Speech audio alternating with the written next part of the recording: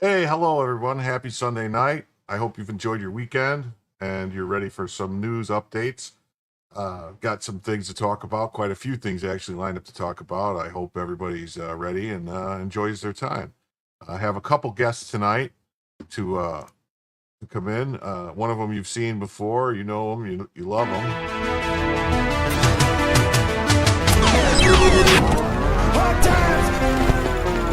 Box's venom is being hunted for soft heads. Hot pockets! Look at this turtle. It's real!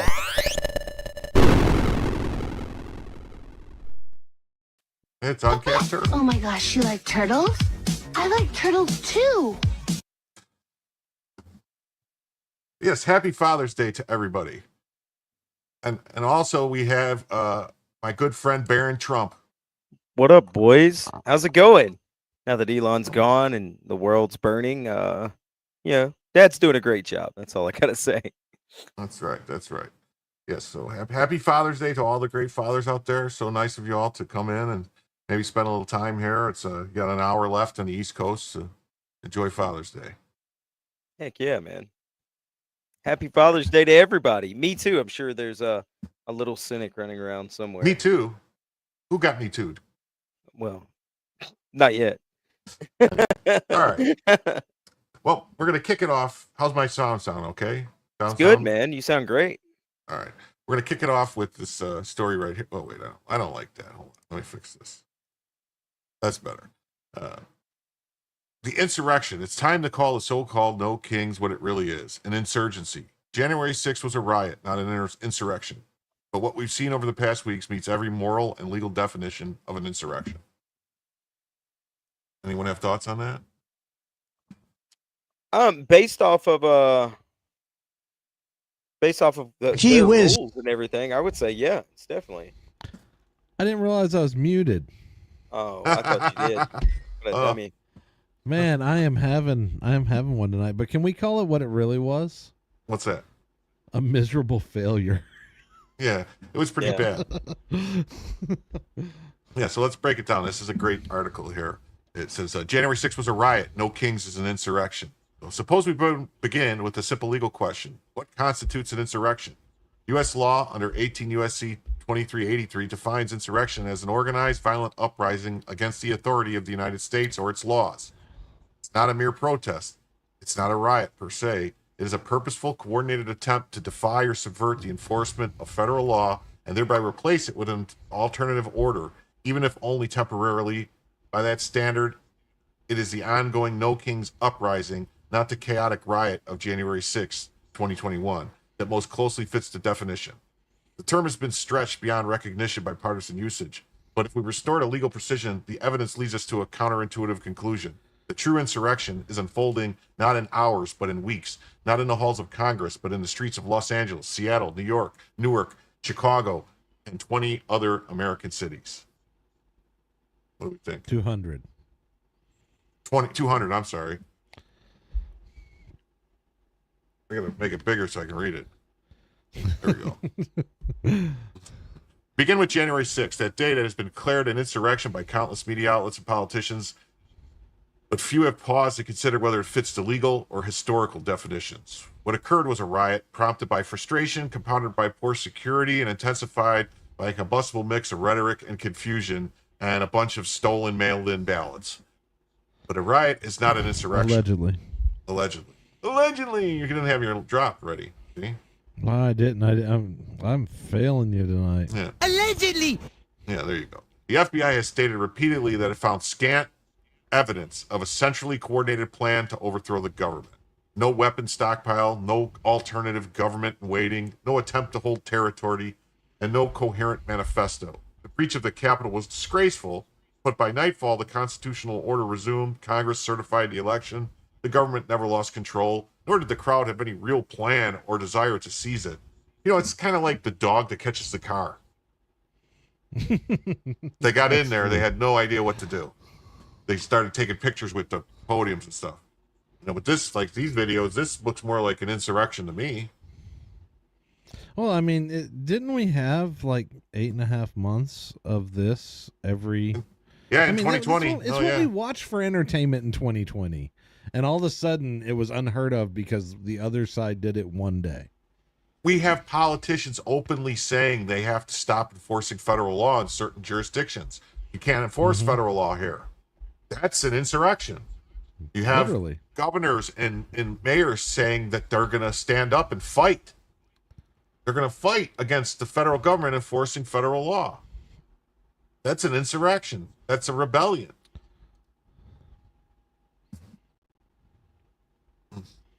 So by contrast, the anti-ICE protests, particularly those under the No Kings banner, are sustained, coordinated, funded, and explicitly aimed at obstructing federal law. Their goal is to prevent immigration and customs enforcement from carrying out lawful detentions and deportations ordered under immigration law.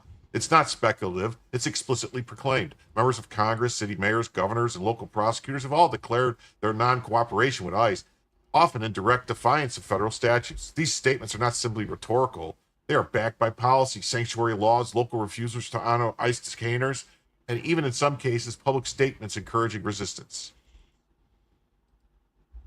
Consider Newark on May 9, 2025. Mayor Ross Baraka and Representative LaMonica MacGyver physically joined a protest aimed at disrupting operations at a federal immigration detention facility. MacGyver was subsequently arrested for assaulting a federal officer. This is not a symbolic gesture. It's an elected official using physical force to obstruct a lawful federal action. Now she's facing federal charges. This is precisely the kind of organized, officially backed violence against the U.S. authority that the insurrection statute was meant to address. I think he's right. These are all the people. Yeah. I mean, these are all the people involved in this insurrection.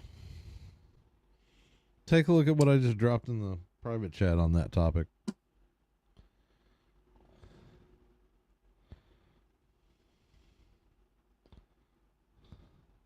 Oh yeah. Yeah, I'll pull this up in a second. I'll move it. Oh, no. It All right, just I'll pull that backs it up some more. Yeah, So- I'll pull that up in a second. So nor was Newark an isolated incident. The No Kings protests held in over 200 cities on June 14, 2025 were meticulously organized by Indivisible and a web of NGOs backed by figures such as George Soros. They were not spontaneous.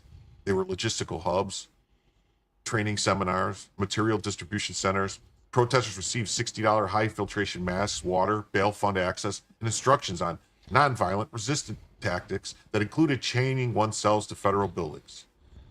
That's crazy. That's the one thing I remember them chaining federal buildings with federal employees inside and then trying to set them on fire.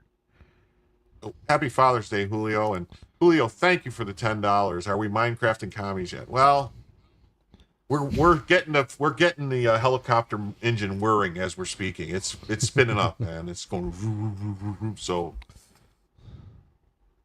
Very, very, very slowly. Too slowly. yeah. In Los Angeles, protests against ICE have continued for more than a week, and over 850 arrests and repeated assaults on federal officers. The Department of Homeland Security reports a 413% increase in attacks on ICE agents during this period. Yeah, I mean, when you've got sitting Congress people attacking, assaulting ICE agents, I mean, what do you think other people are going to do? Yeah, see, no kings, no masks. The left's manufactured uprising turns deadly. Nor can we ignore the ideological undercurrent. The slogan, "No Kings," is not as innocuous as it seems. It's a well-documented rallying cry for anarchists and Antifa groups. Variants such as "No Gods, No Masters" have been used to signal violent resistance against all forms of state authority. The adoption of the slogan by elected officials and taxpayer-funded organizations is not incidental. It reflects a conscious alignment with the logic of rebellion, not reform. Most disturbingly, the protests have now turned deadly. A Democrat activist in Minnesota, citing betrayal of the immigrant community, used the No Kings protests as justification for assassinating Democrat political leaders. Millions in property damages have followed in the wake. Burned vehicles, smashed storefronts, vandalized homes. No King is no longer a slogan. It is a manifesto, and it has drawn blood. Have you noticed that they love using this "No Kings" while they're demanding that we adopt a government much more akin to the United Kingdom? Yeah, it's crazy. The Kingdom of Sweden, the Kingdom of France. Weird. Yeah, I don't know if we'll pull it up, but I saw a video that the Hodge twins had of the mayor Brandon Johnson of Chicago, him talking Commie. about commie, but yeah, him describing what democracy is, and it sounded an awful lot like communism. Yeah, because when the lowest among you has the same as the richest among you. That don't sound like has nothing to do with democracy. Yeah, dumbocracy. Yeah. One might ask, isn't this simply protected protest? No. The First Amendment does not confer a right to obstruct federal law or to assault officers executing lawful orders. Peaceful protest is sacrosanct. Coordinated efforts to disrupt immigration enforcement through violence and subversion of law are not. When protesters slash tires on ICE vehicles, storm detention centers, or physically attack agents, the line between protest and insurrection is not merely crossed, it's erased. Moreover, unlike January 6th, the anti-ICE movement enjoys the protection and encouragement of state actors. This is unprecedented. It is the one thing for a mob to break the law. It's another for elected officials sworn to uphold it to lead the mob. In California, sanctuary laws explicitly forbid local cooperation with ICE. In cities like Chicago, New York, San Diego, ICE officers are routinely denied access to jails. And in some cases, criminal aliens are released without notice. This is not civil disobedience. This is an institutional defiance of federal authority. When such defiance is coupled with coordinated, funded, and violent action in the street, the results meet every element of insurrection. Yeah, there's a Check it out. Dollar Store Obama. Yeah, Timu Obama, Dollar Store Obama. The law is clear He's under 18. Timu Booker's dollar store. Okay, all right, yeah. This law is unclear. Under 18 U.S.C. 2383, it's a federal crime to incite, set on foot, assist, or engage in any rebellion or insurrection against the authority of the United States or the laws thereof. What does it mean to set on foot or to assist? It means exactly what is happening. City officials refusing cooperation. NGOs funding material aid. Politicians glorifying resistance. Teachers union encouraging turnout. These are not passive associations. They are active facilitators of an illegal campaign to nullify immigration law by force or threat of force. Contrast again with January 6th. It was an outburst. A few misguided groups, some possibly goaded by federal informants, rushed into a building. There was no plan, no funding network, and no sustained campaign. The legal system treated it accordingly. Despite the political theater, not a single defendant has been convicted of insurrection under the statute. The Department of Justice has instead relied on charges like unlawful entry, obstruction, and in some cases, seditious conspiracy, a different charge entirely, but one used sparingly.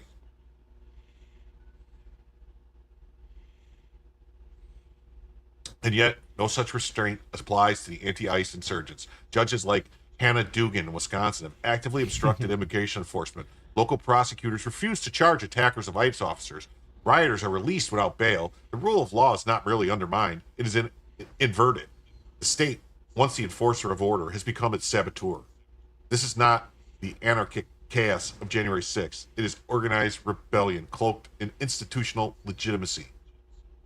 A final objection might be raised. Isn't this just the civil rights activism of the tradition of the 1960s? That analogy fails. The civil rights movement sought to vindicate constitutional protections through courts, legislation, and peaceful protest. It did not seek to nullify entire bodies of federal law by force. It did not storm federal facilities. It did not call immigration agents terrorists, as San Diego Council member Sean Elo Rivera has done.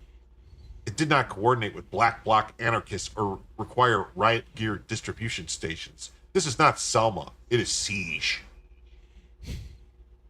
I love the way this guy writes. And it matters. If we call every riot an insurrection, we rob the term of its meaning. But if we ignore genuine insurrection simply because they flatter progressive pieties, we invite lawlessness cloaked in moral sanctimony. The Constitution provides mechanisms for dissent. It does not sanction sedition. And when the entrusted with lawmaking abandon legality for ideology, the Republic teeters. In short, if January 6th was a riot mislabeled as a rebellion, the anti-ICE movement is a rebellion mislabeled as a protest, and it is time we acknowledge it for what it is. But Jim, don't you realize these ICE agents are kidnapping people? Kidnapping. I mean, I know that's a weird way to spell arresting, but kidnapping. Well, here is a perfect example of this. It's right here. It says, breaking. It has been revealed. L.A. Mayor Karen Bass gave Churla, that's some communist organization, the group behind funding riots across Los Angeles, a 25-year lease with no rent for a 2,225 square foot of office space, none of which was reported to the IRS or in the 2023 city audit. Crazy, right? So just a handout. It's the somehow my tax dollars and somehow also my tax dollars. Here we're gonna jump to what I was talking about. Before we get to that, let's check out the laws for those that don't know. I'm sharing another comment from that thread. This is just a few of the laws that violates. So I realize we're streaming. I probably need to make that a little bigger. So that's an in-kind contribution. In-kind contribution. What IRC though? Is that like it's some Internal Revenue Code Section 49, or is that California Code? Or that's California Revenue Code. So maybe that's IRC. Not sure. Well, this will be here. Yeah, the IRC, I believe is right. Is Internal Revenue Code. Yeah. So. And then somebody broke down. I'll have to find it later, but I mean, the feds need to start. The feds need to start pursuing these charges. They need to go after. They're not going to.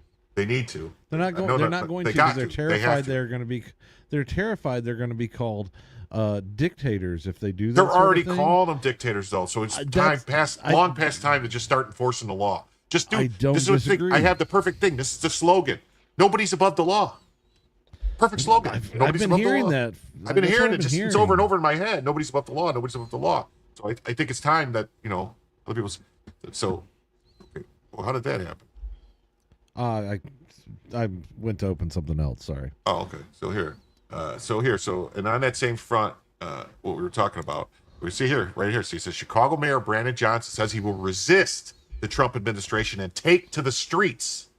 That sounds like a seditious conspiracy to me.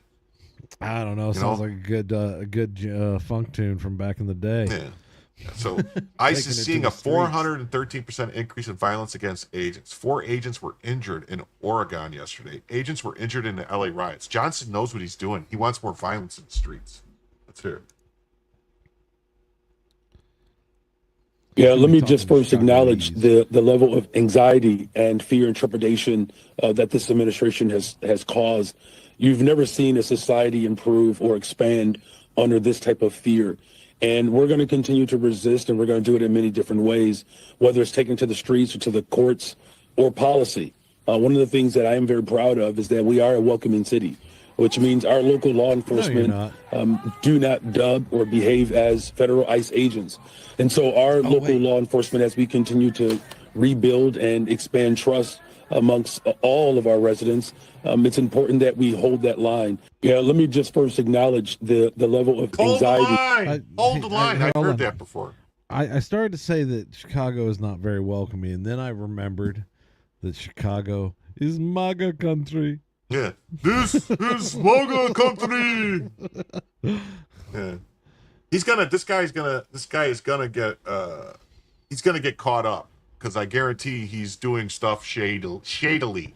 Like, there's money, like there's been questions about him spending $23,000 on haircuts a month. Like, what? You know what? Yeah, you can't be doing that, dude.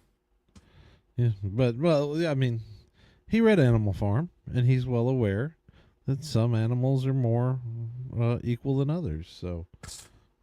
So in the federal government, they're doing stuff. They're making some attempts.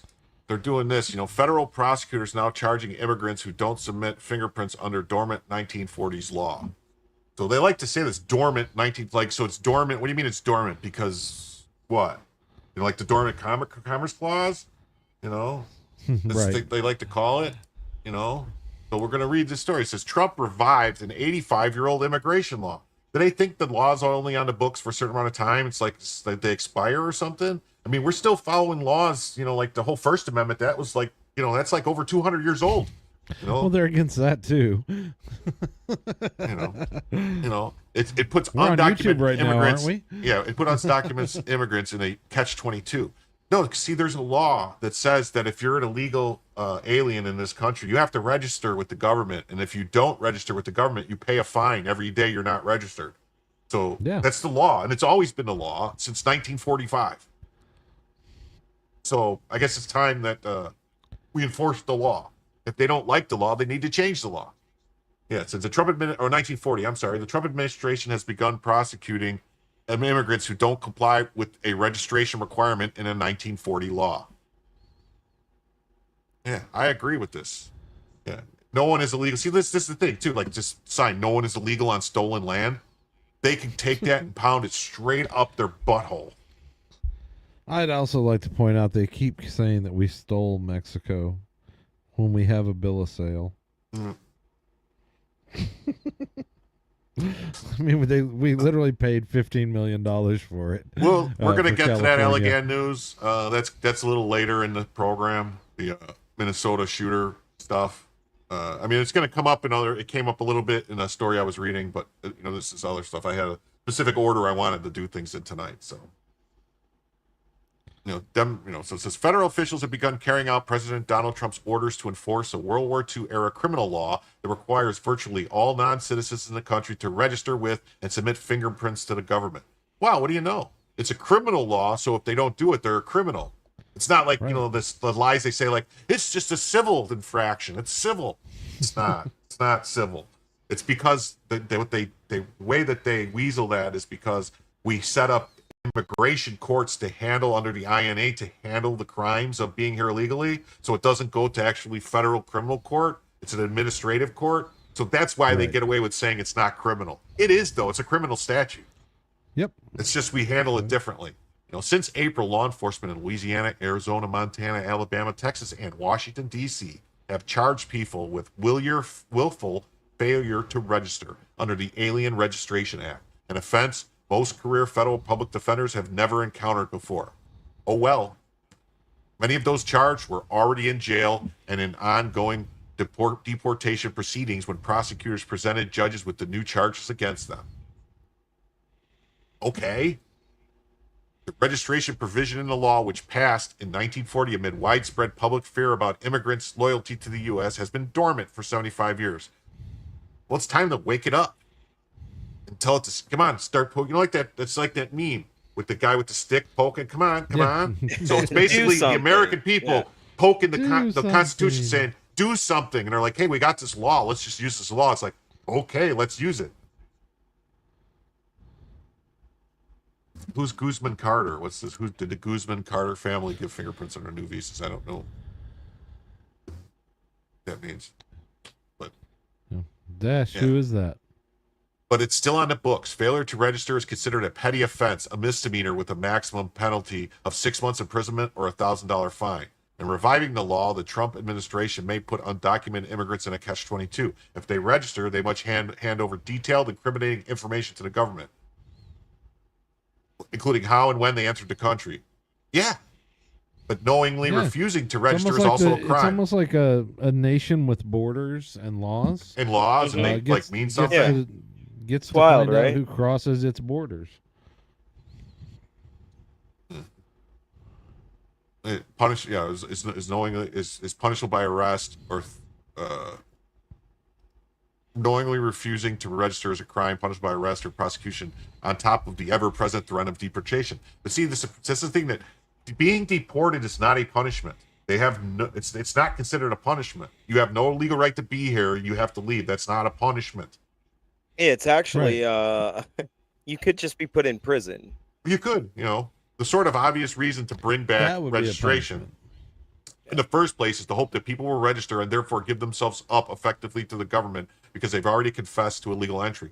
I mean, they were offering to pay the people to leave. We'll give you money, we'll buy you a plane ticket, we'll pay you, and then you can get on the list to come back legally. If we have to deport you, then you're barred from returning, I think, for 10 years. Mm-hmm. So, yeah, it makes sense. These people, if they're here working and they're not committing any crimes and they're doing other stuff, then what problem would they have with leaving and coming back legally? Well, I mean, we're such a horrible nation that needs to be completely eradicated and changed from root So to this is stem. funny. This is funny too, because look at this. It says this guy Jonathan Weinberg of Wayne State University, a professor who has studied the registration law. Well, I thought it was a dormant law that nobody's heard of. So how did he study it? So you're telling me it's not that dormant and that people have heard about it since this guy studied it?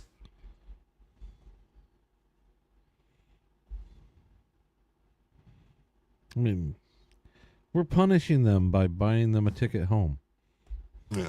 But the Trump administration also has another goal. It says one purpose of the registration regime is to provoke undocumented immigrants to choose a third option: leave the country voluntarily, or in the words of the Department of Homeland Security, compulsory mass deportation.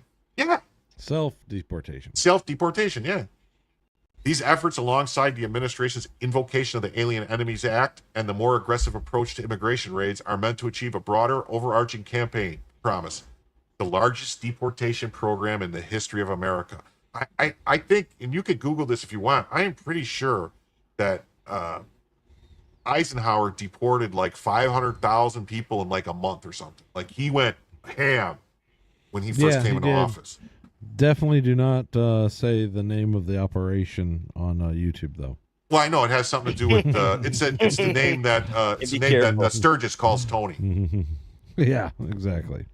For decades, this law has been ignored, but not anymore. The department said in a February announcement that it would enforce the law. The department called mass self-deportation a safer path for aliens and law enforcement, and said it saves U.S. taxpayer dollars. The Department of Homeland Security did not answer questions about its enforcement policies. A long dormant law now affects millions. The Alien Registration Act was passed in 1940. It affected them before. It did, but it just weren't being. It's always affected them. It was always there. Exactly. It had always affected them. It always could have been. And here's the thing: I would argue that the other administrations prior to Trump, and even Trump in his first administration, was not taking care to faithfully execute the laws of the United States, which he's bound to do by his oath, by not enforcing a law that was on the books. Jim, this is like saying that there's a long dormant law that says if you go 45 miles an hour through this 40 mile an hour speed limit area, that we're going to go ahead and tell the public that we're going to start enforcing it stricter here. We're going to make sure it gets patrolled more. We're going to make sure that people are sitting radar. Therefore, this now long dormant law, that speed zone didn't exist. All that's going on here is the government saying we're going to make sure this gets enforced. They didn't. They're acting like they made this up out of whole cloth or something. Yeah. Here it is. It says, so the Alien Registration Act was passed in 1940 amid fears about immigrants' loyalties. I think we have the same fears now. A separate provision of the statute criminalizes advocacy for overthrowing the government. Well, wait a minute. Isn't that happening too? Don't we have protests in the street right now where they're talking? Bernie Sanders himself is calling for a revolution. Yes. For about 2 I decades, just that want to provision know, was are we used going to to get a prosecute. really cool Batman cereal?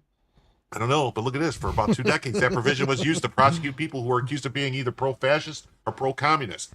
I think we need to get back to prosecuting people for being pro-communist because it's not protected in the United States. It's the one thing that's excluded from protection in the Bill of Rights. It's right in there. Not being a communist, buddy. No commies allowed. Beat it. Just beat it. Ooh. I'm registration not going to say it, but Raphael Gonowitz did nothing wrong. Registration provision. Yeah, well, I'm a big fan of, there's this company down here called Pinochet's Helicopter Tours. They do great work. If you ever want to take a ride and view the ocean, top notch. The registration provision, though, remained largely dormant and had not been enforced in 75 years. It applies to non-citizens, regardless of legal status, who are in the U.S. for 30 days or longer. This will also apply to people who overstay their visas, not just the people who came in illegally. So, yeah. Certain categories of legal immigrants have already met the requirement. Immigrants who have filed applications to become permanent residents are considered registered by DHS, for example. And even some undocumented U.S. residents have already registered. U.S. residents who have received a parole, a form of humanitarian protection from deportation, are also considered registered. Oh, so that means all the people that Biden paroled are considered registered? I don't like that. Still, DHS estimates up to 3.2 million immigrants are currently unregistered. I would say that's probably 32 million. You put the dot in the wrong spot there. Yeah. And are affected by the new enforcement regime. The administration has created a new 7-page form that the non-citizens must use. The form requires people under the penalty of perjury to provide biographical details, contact information, details about criminal history and circumstance of how they entered the U.S. The normal things you would have to provide if you were coming here legally? Yeah, probably. Yeah. After DHS issued the regulation to enforce the registration requirement in April, the administration announced that 47,000 undocumented immigrants had registered using the new form. Well, it's working then. 47,000, it's working. Don't highlight it, but ducking felonies. Just I know. Yes. Yeah, that was the name, ducking felonies. It was based back then. Yes, it was. So a legal challenge and a series of prosecutions. The Coalition for Humane Immigrant Rights and other advocacy groups filed a lawsuit challenging Trump's move to revive the registration requirements in March. U.S. District Judge Trevor McFadden, a Trump appointee, initially expressed skepticism towards the administration, saying in a recent hearing that officials had pulled a big switcheroo on undocumented immigrants. I don't know if it's a big switcheroo. That's the legal term of art. You guys are pulled a big switcheroo. Big switcheroo. It's a very important legal term. Yeah. Yeah, and you know what else they said? They said there was some hibbity-jibbity in their filings.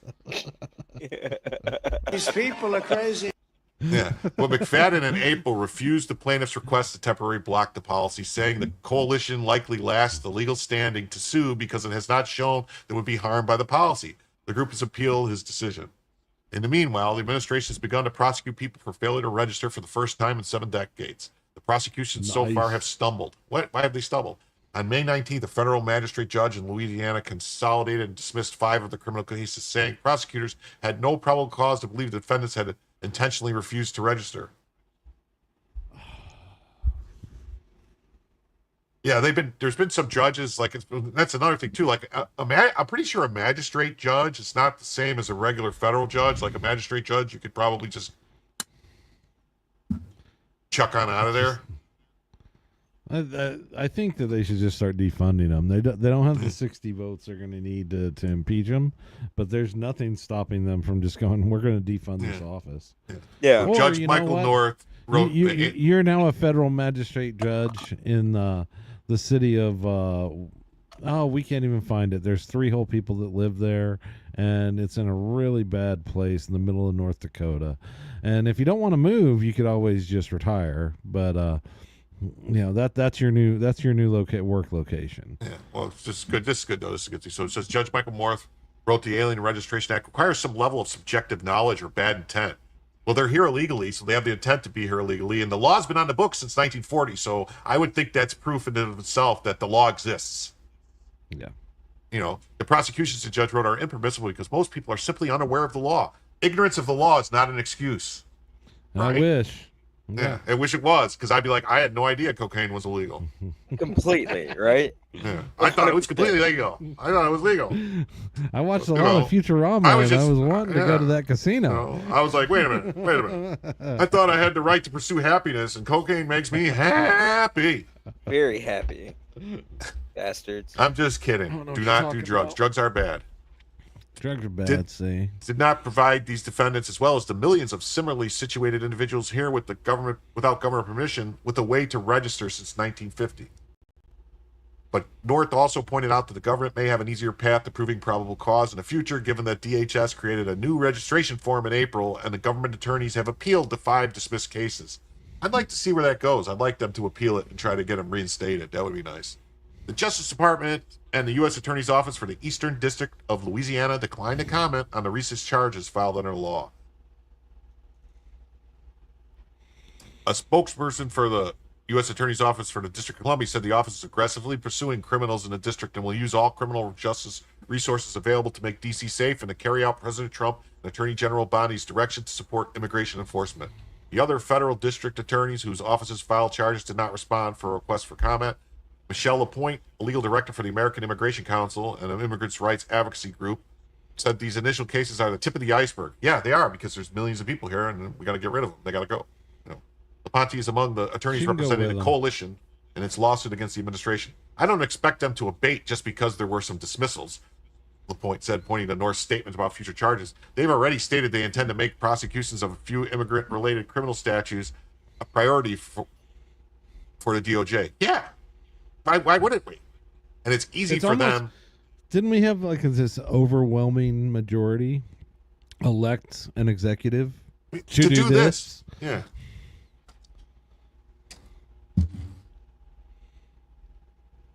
They have already stated they intend to, yeah, here we go. And even if they're not always going to be able to sustain the burden to secure a conviction, it's easy for them to charge. Weinberg, the Wayne State law professor, agreed that the administration will likely continue attempting broad enforcement.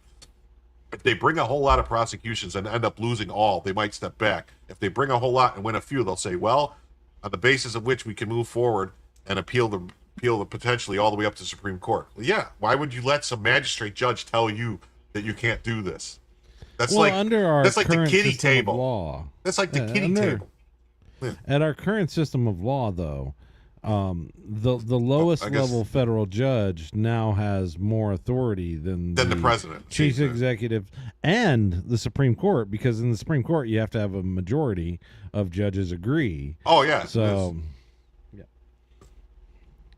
I seem to remember that there was this whole new thing that started back in January. I didn't catch where we amended the Constitution to allow that, but it is what it is. It is crazy. So, and keeping going on the same front, we got here illegal labor The wall crackdown just got 10 feet taller. are a victory for American workers. You see this? Okay, should I make it bigger? Oh, it's fine. That's good. That's good. It's good. And I've got a nice big monitor. in the telling of NBC News, the recent federal immigration raid on Glen Valley Foods in Omaha, Nebraska was a tragedy. 76 illegal aliens arrested, families disrupted, fear in the air, tears and outrage from local officials. But strip away the lachrymose rhetoric and examine the facts through a lens less distorted by ideology, and the picture that emerges is not one of tragedy, but of long overdue justice. An economic realignment that favors law, fairness, and opportunity for American citizens and legal workers.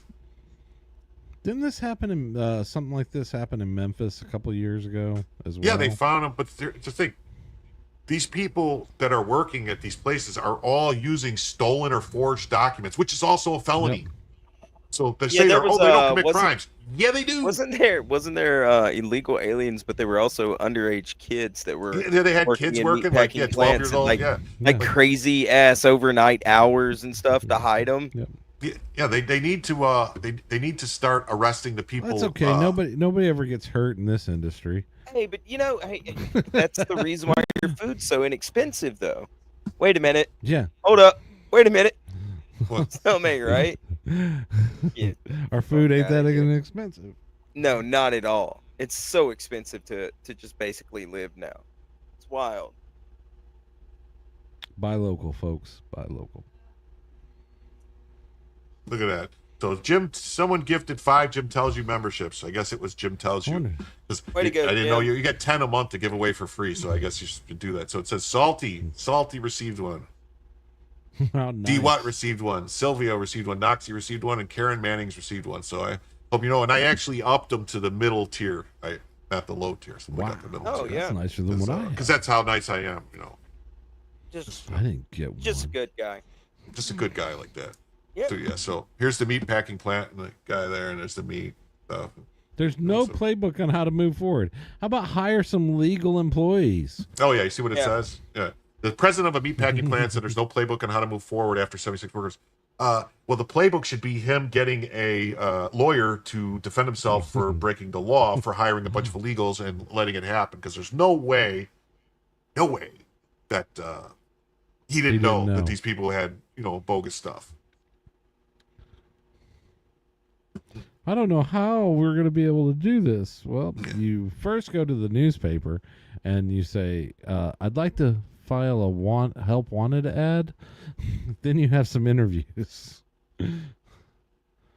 So begin with a simple premise. A nation that does not enforce its immigration laws ceases to be a nation in any meaningful sense.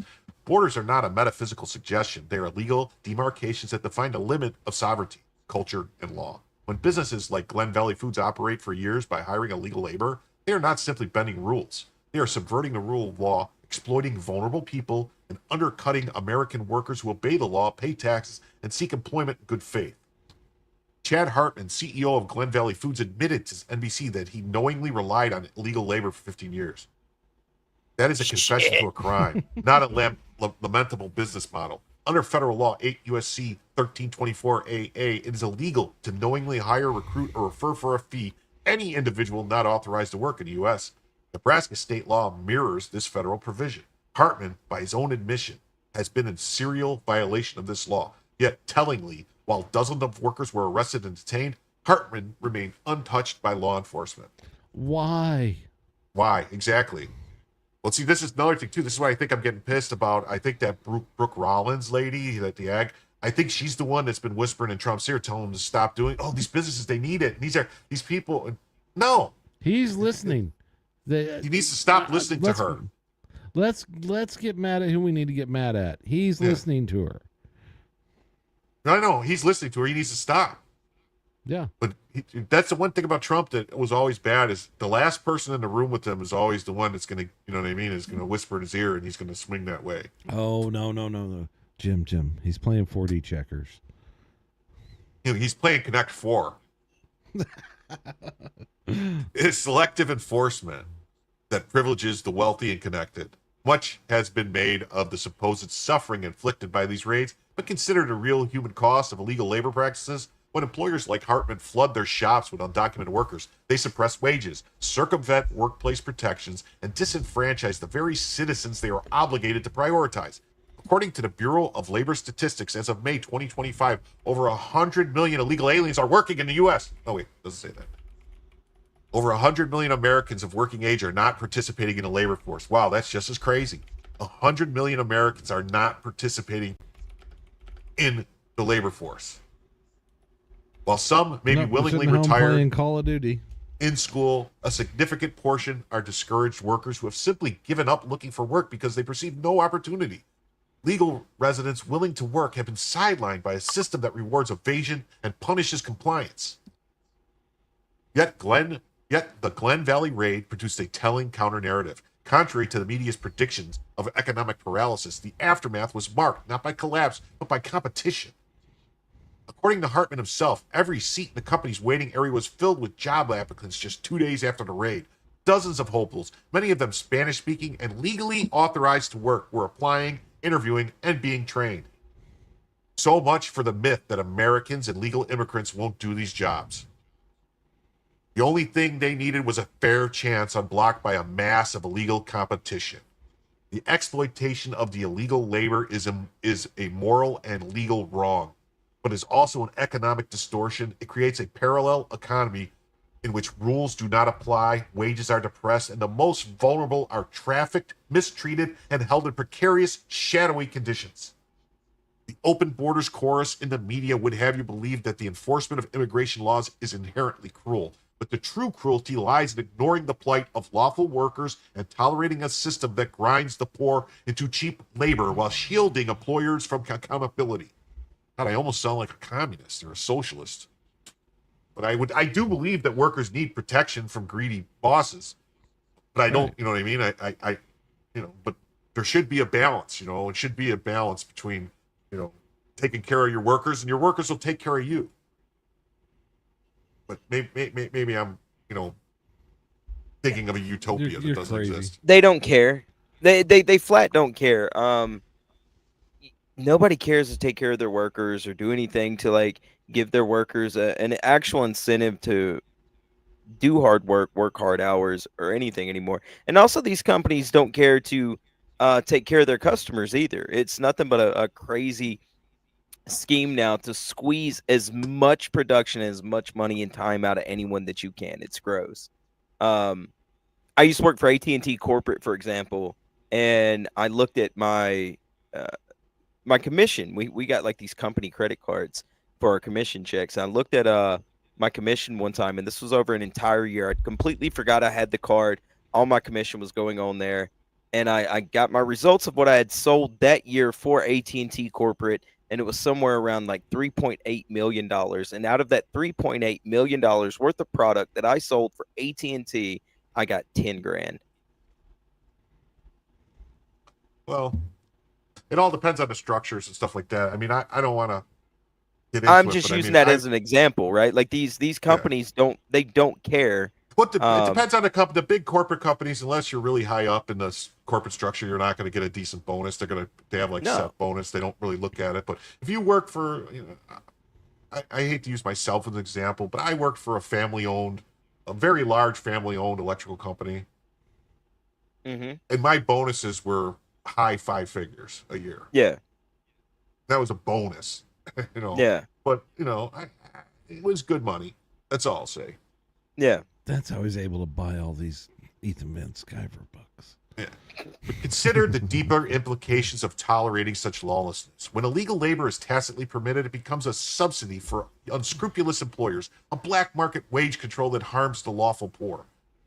The Congressional Budget Office has noted that the presence of unauthorized workers reduces the wages of low-skilled U.S.-born workers, particularly Black and Hispanic Americans. A study from the Center for Immigration Studies found that illegal immigration reduces the wages of native-born workers without a high school diploma by as much as 10%. 10%. Wow. These are not abstractions. These are lost opportunities, foreclosed dreams, and vacant paychecks. And while the media weeps for the arrested, they remain mute on the basic injustice that these illegal workers were also victims, not just of the system, but of their employers. Many had criminal records or outstanding warrants. Some were living under false identities. These are not the conditions of freedom, but of coercion, risk, and dependency. Returning home to their country of origin is not a punishment.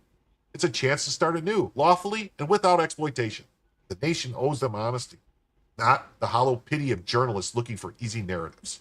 Of course, none of this is to deny them the human drama at play, but sympathy must not become policy.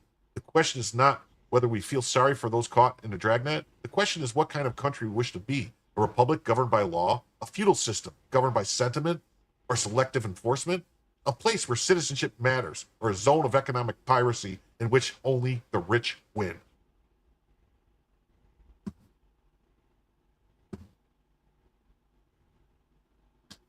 The answer lies in the results. Glen Valley Foods did not collapse. It did not fold or shutter. It began hiring legal workers who apparently were eager to do the work. It took a federal raid to get there, but the proof is in the hiring line. The solution to this chronic abuse is not compassion, but enforcement. If there is to be a shift, it must include prosecution of employers who break the law. Until CEOs like Hartman are hauled into court, the incentives will remain lopsided. Workers will keep crossing borders illegally, exploiters will keep writing paychecks under the table, and Americans who want to work will be told politely that their country has no room for them. This must end, and it can. The law is on the books, the workforce is in waiting. All that is missing is the will to act. So they're saying there's a press conference going on right now for that guy, but I don't know. I mean, I don't want to just jump to Well, before we jump to that, let's let them go. We're not a breaking news show. We're supposed to be following up on what we missed for the. This is like a this Sunday show, Week in guys, review? is a week in review. It's all the stuff going the past week, kind of going over it, and maybe stuff you missed, stuff you didn't miss. We are going to talk about the guy. It's just later real in the quick, program. Choosy Let me pull something. heretics. It's not Saturday night. If you have to work tomorrow, make sure you set your alarm. But pull up what I've got, because this reminded me of a story. Oh yeah, the Mississippi jobs. I saw it. Was that the Tyson factory or 2019. something? Yeah. Yeah.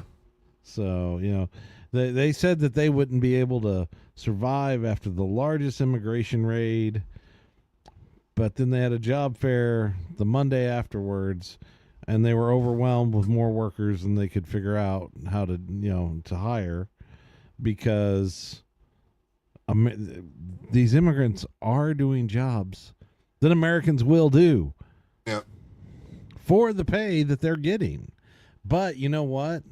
As a boss, I can't threaten to send you to another country by firing you if you are legally here.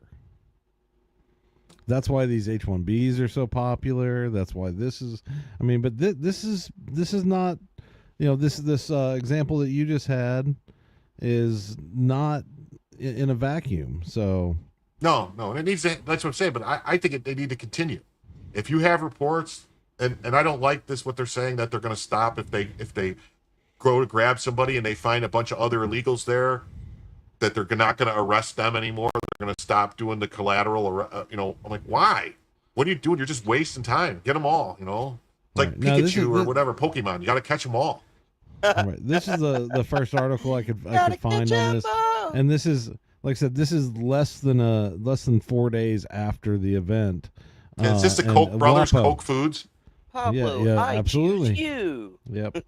But this is WAPO, so they're like, oh, they arrested 600, or they're deported 680 people, and there's not 680 people here. It's been one day, one business day, and then they ended up having more people come, and these people were not getting paid some low wage. They were above minimum wage jobs. Yeah. And these are people that had been applying. Many of the people that were applying had applied multiple times. They weren't getting. They weren't being hired because they weren't part of the slave class that we've imported. All right. We're coming up fast on the 1 hour mark, so I'm going to say goodbye to Facebook and X, Twitter. You guys want to continue to watch? Come on over to YouTube or Rumble. Jim tells you. Rumble. But Rumble. we don't let you guys stick around for the full time because you don't deserve it. Wow. Wow. That's harsh. Yeah, well, it is what it is. Yeah. But here we are. Right? All right. Yeah, so this is great. So it said this guy traveled from Forest, Mississippi to Atlanta so they can meet with the parents and work to seek legal guidance. The backlog. Yeah, so, it's just crazy. But then, you have this, and then this is the other things. This is the same story. Well, let's just be blunt. Big business in America is using the bleeding heart liberal policies in order to subsidize their wages, to, like I said, have more leverage over the employees they hire. It's ridiculous, and people will sit there and say it's heartless to be enforcing these laws. This is why. Can't you say that about any law that if it's not like somebody who's actually committing a violent crime against somebody, that so basically then any law is heartless to Yeah, this that you're about to bring up, that right there is what I'm saying. The raids have a devastating effect and have been a body blow to our economy. I don't think the president understands that we have entire sectors of our economy that cannot function without illegal immigrant labor.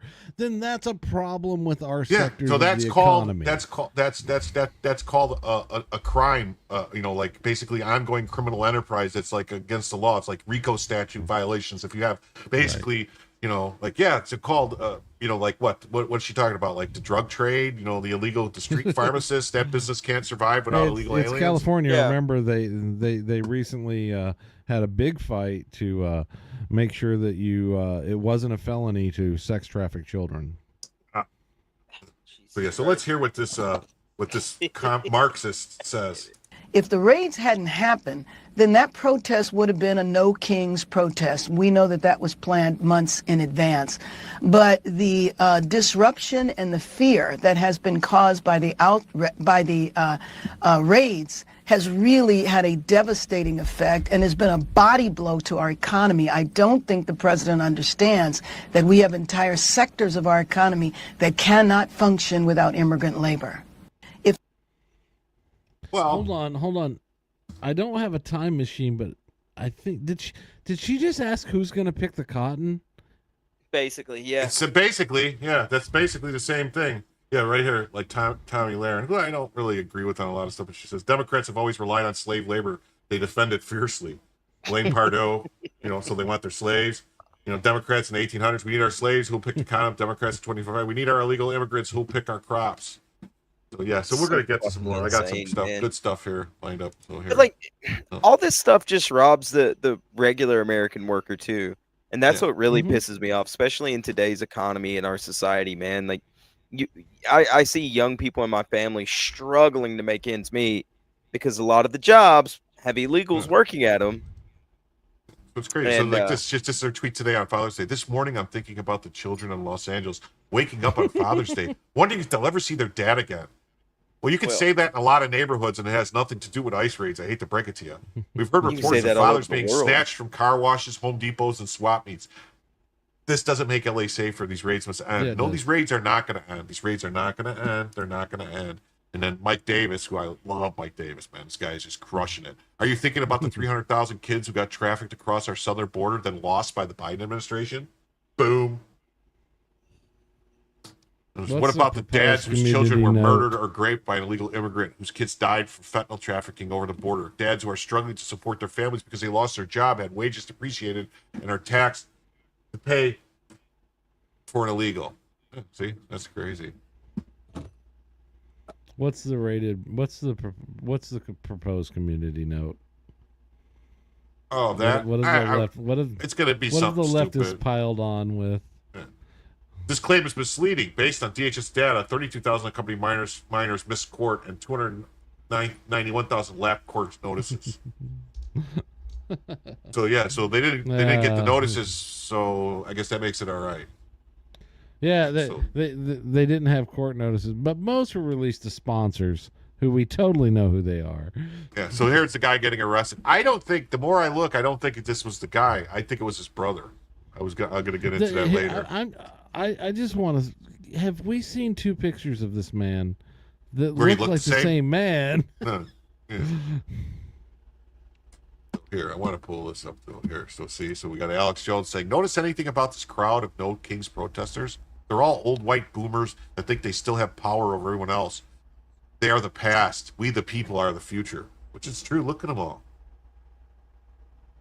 I don't see a minority anywhere in this picture. Do you? It's real. No. No, but No, not Howard one. Howard I don't the see Duck a in the one. bottom left. That's what I'm saying. Not a one. Where's Pretty Waldo? waspy Yeah. crowd right Well, that's what I'm there. saying. These are all union members. These are probably all like teachers unions or different SE. You know what I'm saying? Because not that. So here, and then we got this where it's like U.S. Mayor. I don't think the president understands. We have whole sectors of our economy that can't function without immigrant labor. This is a longer clip where she gets more into stupid stuff. So I wanted to. Officials say more than 20,000 demonstrators took to the streets in LA yesterday as part of the nationwide No Kings. So 20,000 protesters in a city of 5 million. Wow, that's a lot, right? How many people voted for Kamala Harris?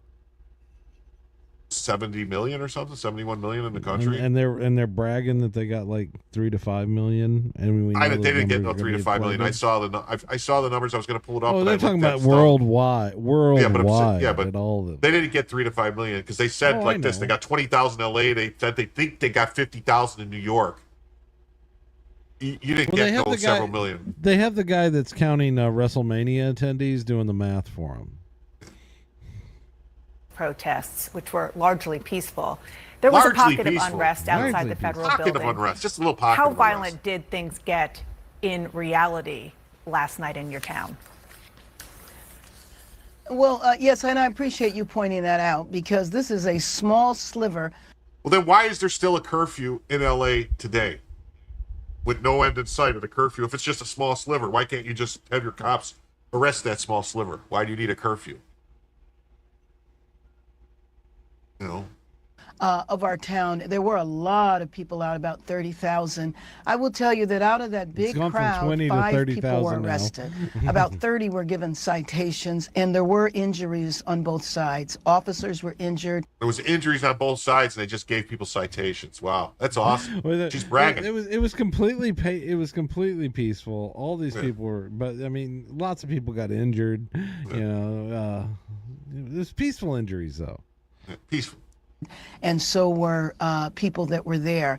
But, you know, I think that, one, if the raids hadn't happened, then that protest would have been a No Kings protest. We know that that was planned months in advance. But the disruption and the fear that has been caused by the raids has really had a devastating effect and has been a body blow to our economy. I don't think the president... Yeah, she's you know, and that's another thing too, is that they lied about these things.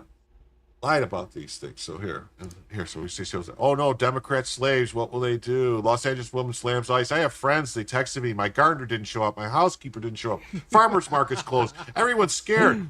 You're gonna have to do your own dishes, clean your own house, mow your own lawn. Whatever will they do? Is that all that these people can do for them? I guess. They want their, like, just like, remember, what was her name? The Ozzy's daughter that said, you know, who's going to clean your toilet, Donald Trump? Who's going to clean your toilet? You are, lady. So I'm in my beautiful city, LA, and I have friends texting me like all morning. My gardener didn't show up. My housekeeper didn't show up. My farmer's market was closed. Clearly her drug dealer showed you in the up because KKK? she is jacked out of her gourd. Like, I don't know if that's meth or cocaine, but she's on something. Everyone's scared. Well, this is not going to just happen in LA. And you 1%ers that only voted for Trump because of money? Doesn't she realize that all these money? 1%ers that she lives in LA didn't vote for Trump? All those movie stars and the... Hold on.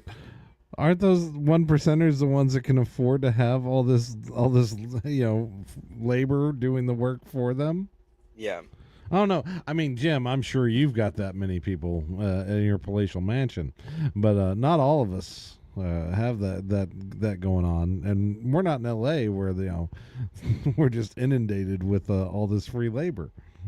It's so ridiculous, man. Guess what? You're going to have to do your own dishes or clean your own house or mow your own lawn and that wonderful produce, the organic produce you get for your brunches, all gone. Yeah, you're going to actually have to do some work around your house. These people are important. So I'm in my beautiful city, LA. These people are impotent. Impotent. Thank you for stopping it. Don't let it loop. I've heard enough of it. Yeah. So, but here, and then we have some other stuff that this also is going on. So you might want to see. This is the people that are upset about their slave labor being taken away. So we'll show you. You know, here it's like, show you. This is what they have. This at I saw Trump-induced anxiety help for 5 cents. So here, this is what they do. No. Read the rest of the sign. You got to look at the rest of the sign. I can't read it. Free in desperate times. Oh, okay. We were just talking about this morning. No! Go! Fat boy! Fat!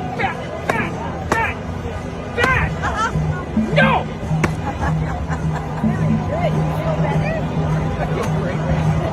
You guys are a joke. I mean, this is the people that we're up against. This is ridiculous, man. This is really ridiculous. You know? That dude was going to these events getting high when a dime bag cost a dime. And then from this we get this.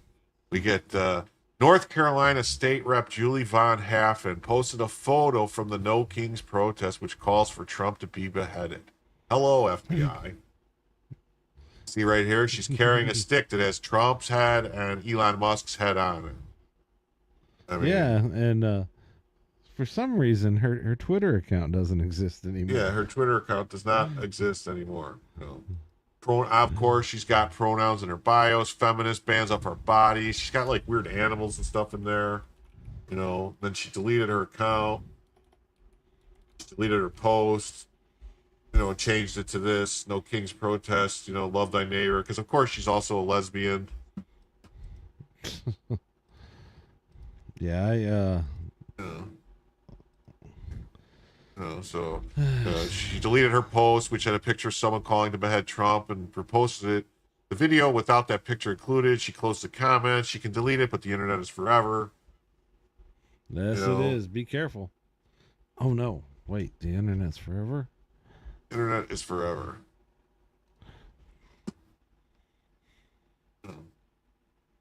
Breaking update. Representative Julie Von Haven breaks her silence. Issues statement after sharing a photo calling for a beheading of President Trump. Not buying any of this. She knew exactly what she was doing.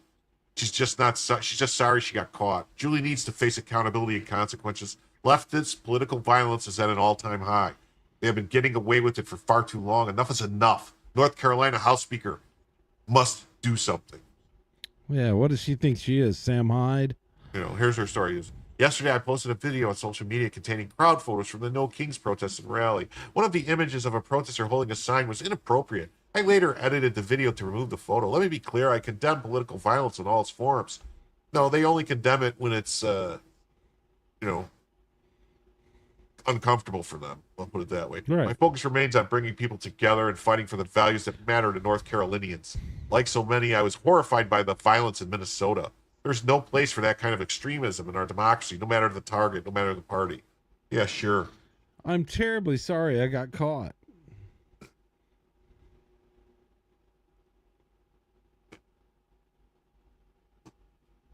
Now we're getting into the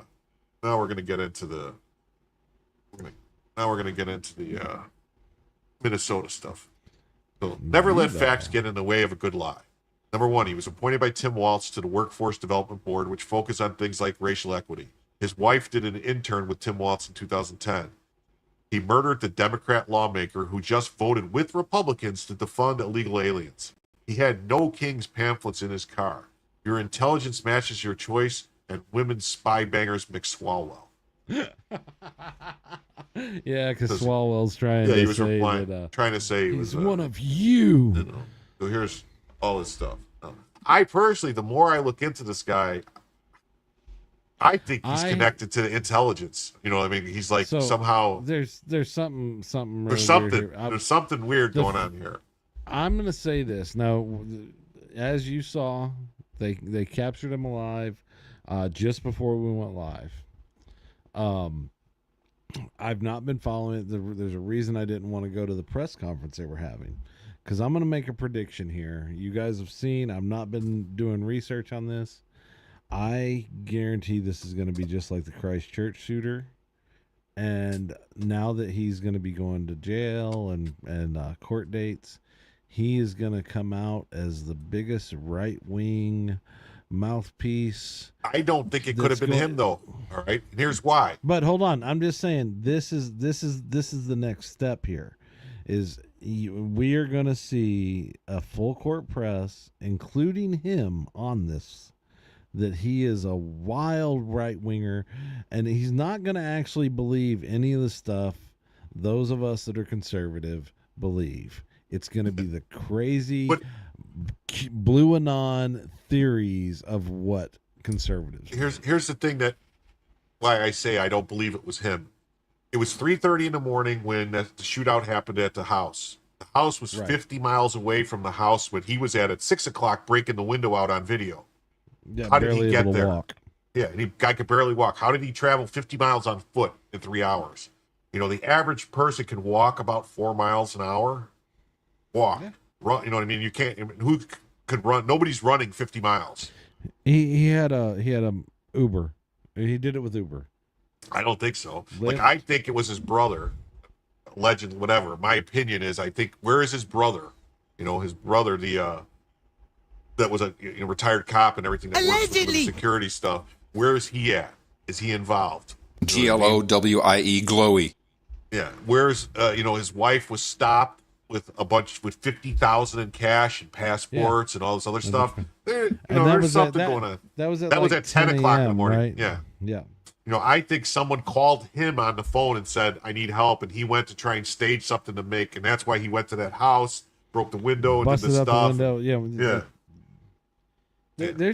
There's way too much that stinks on this one, but I'm just saying what I think the next play is going to be. Yeah, it says right like this. He has an education degree, works for an NGO funded by USAID, all the hallmarks of a shitlib. He's currently in the Democratic Republic of Congo working on several projects. If he's slow to respond to his apologies, some cities have better internet signal than others. So this guy is Don't forget also, something else that stinks about this. So about the roommate that I don't think we caught on last night. But when I have potentially incriminating text messages and the cops take your phone, don't they?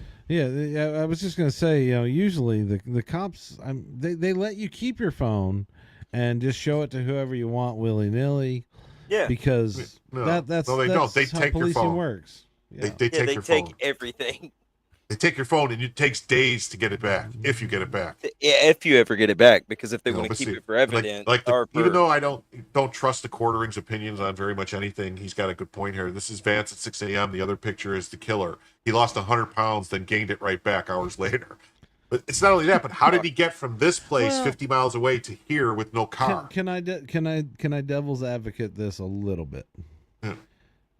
I mean, one is a cheap, probably Amcrest Amazon security camera that's got a fisheye lens that's up at a weird angle. But he did say this. Then he said, "This is MAGA country."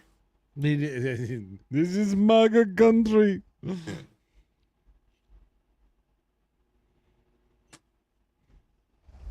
That's some Bush League shit.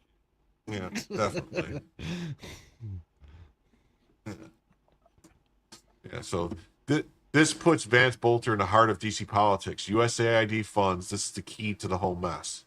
I have to agree. I think this is completely tied in. Early yesterday, people were talking about the fact that this Red Lion group was receiving money from USAID, and that dried up in early March. Yeah. So this is now Data Republican's coming out, and he's like right. You're not going to like this post, but it needs to be said about Vance Bolter. At first, I assumed Vance Bolter was just another grifter in the NGO activist space, but he built a fake resume, floated around volunteer gigs, and set up shell organizations for clout. His Red Lion group had no real paper trail. His side business in security services looked like a cash grab. But the more I dug, the more different it looks. Bolter was a 7-Eleven manager, but constantly promoted himself as a corporate executive. Now, I don't believe that he was a 7-Eleven manager, because why? Doesn't make sense. How did he buy that big mansion as a manager at a 7-Eleven? They don't make that kind of money. How much money does his wife make? I don't know. Well, that's another thing. Yeah, I don't know. It was $1 million house, Steve. They bought it for $980 or something. It was not. Stop spreading lies. It was $970,000. Okay, $970. All right. My fault. I'm sorry. I'm completely wrong. But, he claims his title doctor based on an education degree in leadership. He chased every opportunity to get in front of an audience, volunteered for Governor Walz's workforce development initiatives, speaking at conferences, anything to be seen as a leader. And in videos of him at the African church, you see him light up. He's performing. He's preaching vague, positive platitudes to foreign audiences. He wanted to be somebody. He wanted to be followed. There's good reason to believe that James Hartline is right, that he was remodeling that building below into a church, not to serve Jesus, but as a stage for an audience that would never come. And I think he is a man addicted to attention and status who tried to get it through a lot of means. And when it that attention dried up, possibly whoever cut off his funding in the Congo, he snapped. I believe Vance Bolter committed violence as a last desperate attempt to be glorified, under the delusion that killing abortion rights activists would make him a martyr or a hero. This is not Christianity. I watched his sermons. They were designed to provoke emotional applause, not spiritual conviction. His actions contradict the standard Jesus gave us to recognize false prophets. By their fruits you will know them. Matthew 7:15-20. Voltaire bore no good fruit, just narcissism, manipulation, and ultimately violence. He wasn't an evangelical or MAGA. He was a man who couldn't stand being ordinary.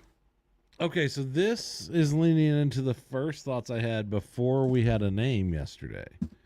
This is somebody who saw the left praising Luigi Mangione, praising the guy that shot the ambassadors in DC, and took this as an opportunity. Is that the take that looks like she's leaning toward? I don't know exactly. I mean, it kind of sounds like that, but let's just clean it up. No, I mean, so in other words, he had an inflated LinkedIn resume. He had a shell company. He was getting money from USAID through that shell company. Well, yeah, plus there's also this too. You got this alleged Minnesota shooter, works at 2 funeral homes 6 days a week, but he worked in the DRC Congo on food supply products. And now he owns a security company. He was appointed to the Workforce Development Board by Tim Walz in 2019. Dad of 5. What the hell's going on?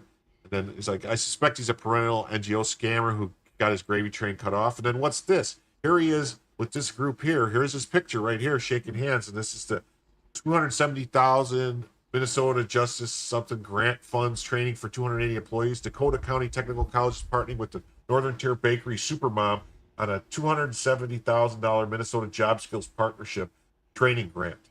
DCTC hosted a grant signing event in Dakota Room. Miriam Amman, a manufacturing IT coordinator with the Minnesota Training Connection, worked with Supermoms and the functions, whatever, to Minnesota Grown Bakery Commissary located in St. Paul Park, Minnesota. But this is him here shaking hands. So he's involved in all this stuff with the Minnesota politics. Mm-hmm.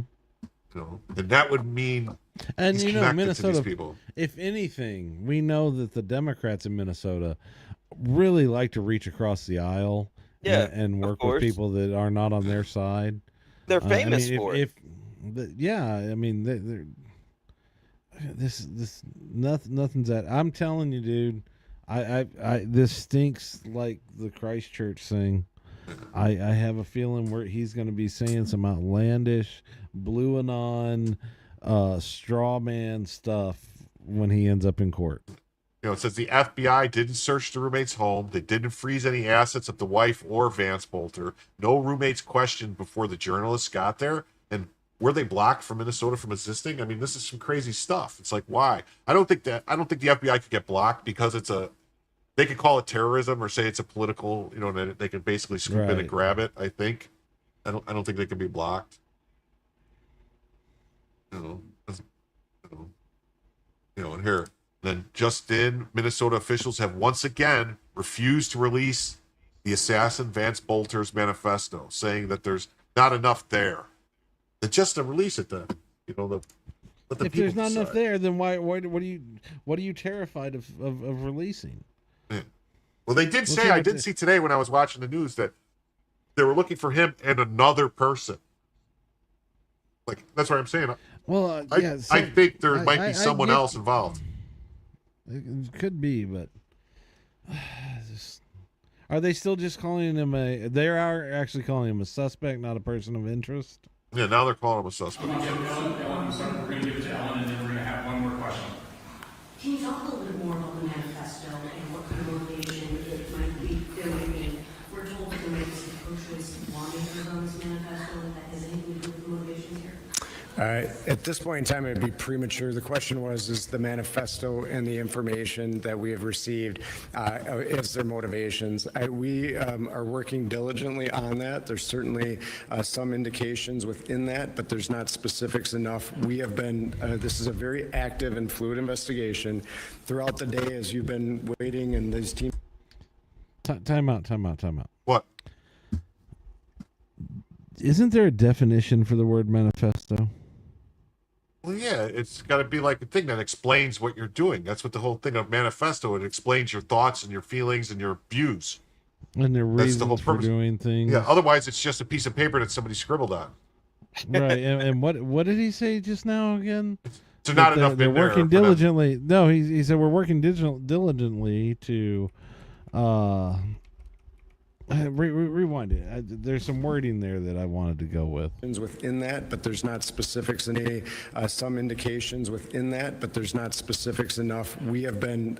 So there's some indications in there for what they want, but it's not specific enough for them. But he did call. So in other words, it's all in there. Because that's what law enforcement decided to change and say that the manifesto in the Covenant shooting in Nashville isn't a manifesto now. Right, but also because it only lists why she was going to do it. Originally, the first press conference with the cop, with this police chief or whatever, said it that they had both Republican and Democrat names, and then today I saw them saying it was just Democrat names. So they're shifting. Right. They're trying to cover and say like.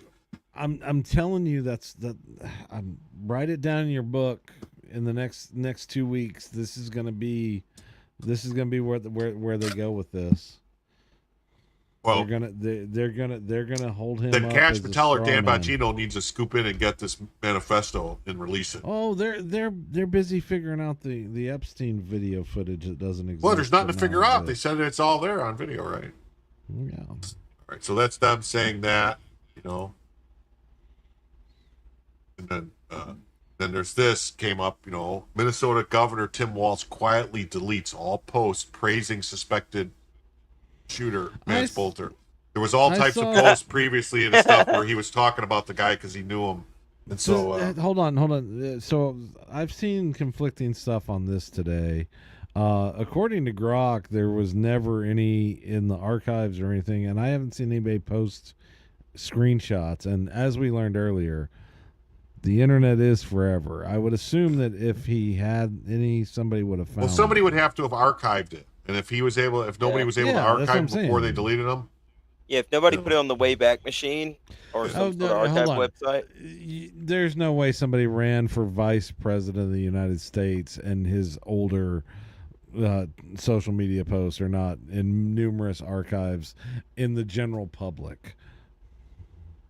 Yeah. I think this guy is making an assumption. General Douglas MacArthur saying, or McGregor, I'm sorry, Douglas McGregor. That's Colonel Douglas McGregor, not General. Saying something weird about all this. Douglas MacArthur came back to life to say that with his pipe, and he said this is crazy stuff. But, and then he said we should invade the shores of Tokyo. So here, and then, now here we go. So then, but here, you could calm yourself now because Bondi announces DOJ involvement after Minnesota lawmaker shooting. That's so reassuring. Yeah, this is everything you wanted to know. It's all there, right? So this is just an image. It's not her actually talking, so we don't have to. So. Sylvia in the chat, I'm sure the first sentence says the exact opposite of that. Attorney General Pam Bondi said that the Department of Justice is on the case after 2 Minnesota Democratic lawmakers were shot, with 1 killed, and closely monitoring develops in Minnesota after what appears to be a targeted attack against state lawmakers. The FBI is on the ground. Well, did someone put him on the ground like they did to that poor senator?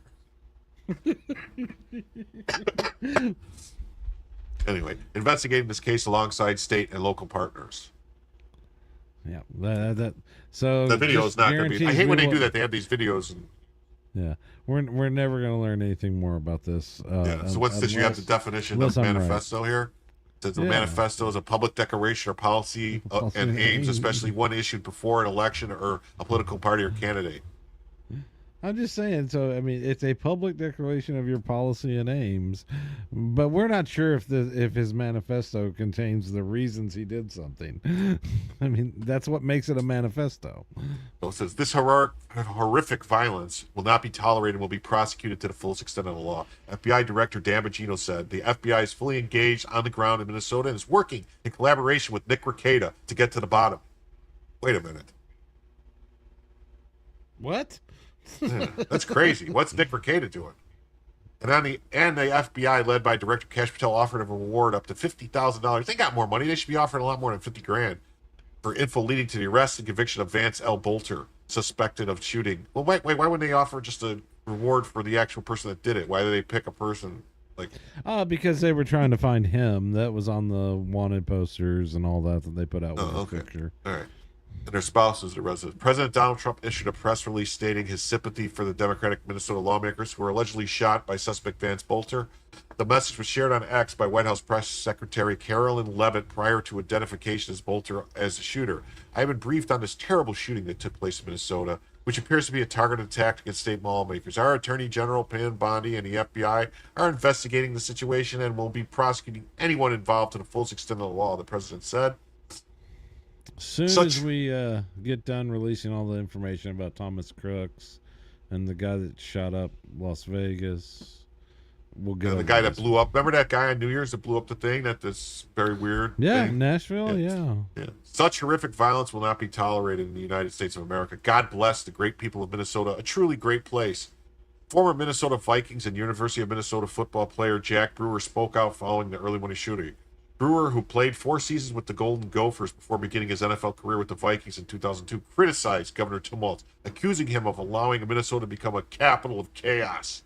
We need to start calling this what it is. These people have lost their minds. I'm heartbroken to see this amazing state in America completely turned around under Governor Tim Walz. Minnesota is confused, Brewer told Fox News.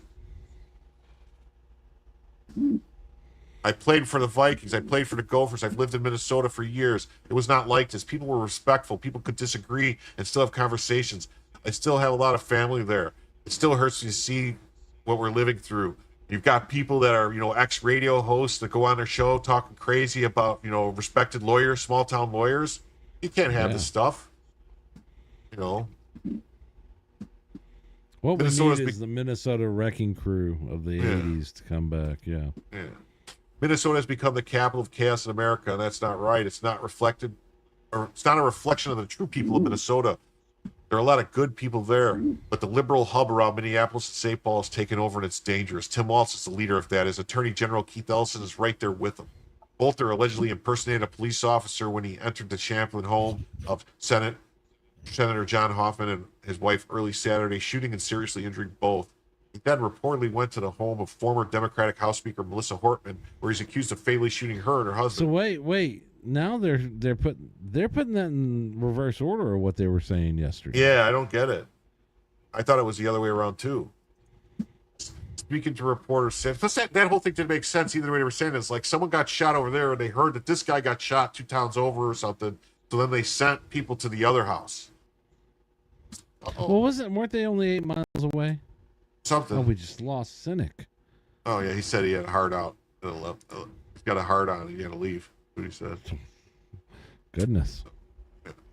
Allegedly. Wait, what happened? What the hell is even that? Bolter allegedly, his former. So speaking to reporters Saturday, Walz described the attack as politically motivated assassination, but did not disclose that the suspect had previously been appointed by his administration. Brewer reacted to the incident. Sashayed off the stage. Yeah. Brewer reacted to the incident, blamed the violence on Democratic leadership and Walz governance, calling for what he described as a return to masculinity. On this Father's Day, I wish Minnesotans would focus on restoring fatherhood, protecting women, protecting families. Tim Walz is an example of a weak, emasculated leader. That is not what God wanted fathers to be. It's pathetic, Brewer said. And he's a communist spy. He goes to China and he cuddles up to Mao and the rest of them. Oh, I can't believe he said all that. That's crazy. I can't believe he made an attack on the Rippaverse like that. It's terrible. The root cause of all this evil. When you're willing to attack, ridicule, riot, protest anyone who believes something different, even in your own party, you've gone too far. They've gone too far. Do, do, do, do, do, do, do, do. This is President Donald Trump told ABC News that he may call Minnesota Governor Tim Walz after a political assassination sent shockwaves What's he through the gonna state. call him? They said, "Are you going to call him?" He goes, "Surely. Surely I'll call him." He said, "Don't call me Shirley." He says, "Yeah, Trump says he may call Walz after Minnesota shootings, calls him grossly incompetent." That's what he called him. He may call him grossly incompetent. President Donald Trump told ABC News on Sunday that he may call Minnesota Governor Tim Walz a stupid buffoon after a political assassination sent shockwaves through the state. The president, who condemned the violence, called the Democratic governor a terrible governor, grossly incompetent, and a terrible dancer. In an interview with ABC News, Rachel Scott said, "Well, it's terrible. I think he's a terrible governor. I think he's grossly incompetent, the worst governor ever. I may call him retarded. I may call him stupid. I don't know. I'm going to call him something, but I may call him." Minnesota is reeling from two back-to-back shootings. Authorities say the masked gunman disguised as a police officer shot and killed Minnesota State Rep Melissa Hortman, a former Speaker of the State House, and her husband Mark, and wounded a state senator and his wife early Saturday. The suspected gunman, 57-year-old Vance Luther Bolter, fled on foot and remains on the run. Walz called the shootings an act of targeted political violence. The president condemned the violence shortly after the attack. Such horrific violence will not be tolerated in the United States of America. God bless the great people of Minnesota, truly a great place. A source close to Walz told ABC News that Walz and Vice President J.D. Vance spoke regarding the shootings. The governor expressed appreciation for the ongoing coordination between the federal law enforcement and Minnesota public safety officials. Another source familiar with the Minnesota governor told ABC News early Sunday afternoon that Trump has not called Walz. The source said the former President Joe Biden called Walz right away. And Biden called and said, "Hey, can you see if your buddy can come help me out? I got some people I need him to take care of." The White House said in a statement the FBI and the Attorney General's office will investigate the shootings, will be prosecuting anyone involved to the full extent of the law. Police said the suspected gunman allegedly had dozens of Minnesota Democrats on a target list, which was retrieved from his vehicle. Oh, now it's dozens of Minnesota Democrats, not just Minnesota politicians. The assassination comes amid growing concerns about political violence in the U.S. following the recent killing of 2 Israeli embassy staffers in Washington. Yeah, that was surely by a right-winger too, right? And the arson attack home of the Pennsylvania Governor Josh Shapiro. Oh, yeah, another right-winger, right? And then the attempted assassination of Trump last summer. Yeah, well, see. They're all right wingers. Hey, no problem, Sylvia. I got a photo of Vance having the discussion with Walz on the phone. You do? Yeah, you might want to bring it up. Oh wait, that was the last time they had a conversation. I'm sorry.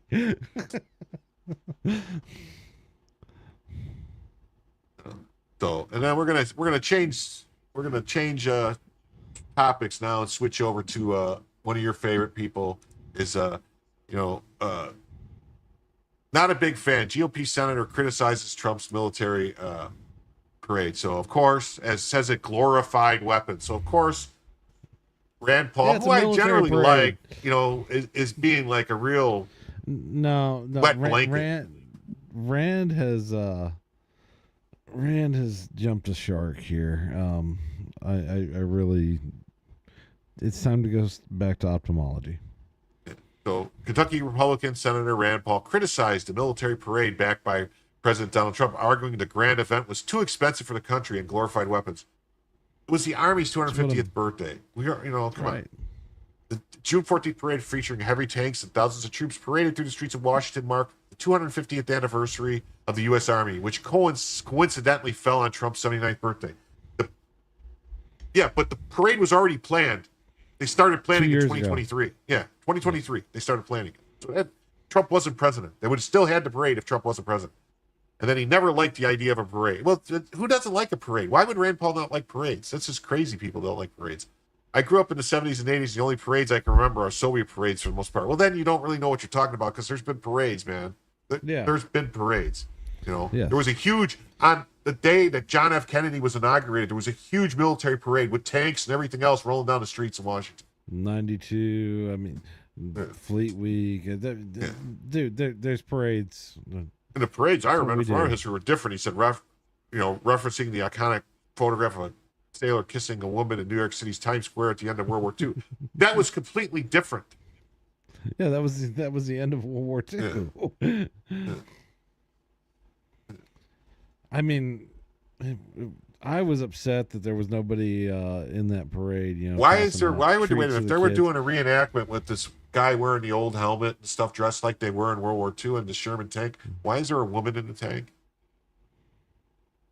Well, They had a gender swap the tank commander or something to a woman. I don't believe so. But there were, you know, they've got to work with who's there now. They're just wearing the old uniforms. So we're $2 trillion in the hole and just adding additional costs. Paul said. Actually, we're $37 trillion in the hole, but maybe figured it out. Yeah. Hey, look at this. Look at this. The cavalry, U.S. Army period clothing. So they were selling. the cavalry is here. The cavalry. Cavalry. No. This is we read comic books. We know it's the cavalry is here. So yeah. So Paul's upset about it. You know. And then now Sylvia we're gonna like the robot dogs. Yeah, I was we're gonna- terrified by them. That's right. We're gonna jump now to another story that big in the week. A Latino radical leftist Antifa supporter has been charged with the murder after a man shot at the Salt Lake City No Kings protest died from his injuries. Arturo Gamboa, wearing all black, allegedly had a rifle. A No Kings liberal peacekeeper volunteer with bad aim tried to take out Gamboa, but instead fatally wounded a bystander. So this was like the Three Stooges or something, or Keystone Cops. But Afa Alu, pictured below in the portrait, died. Suspect Gamboa only suffered a graze wound.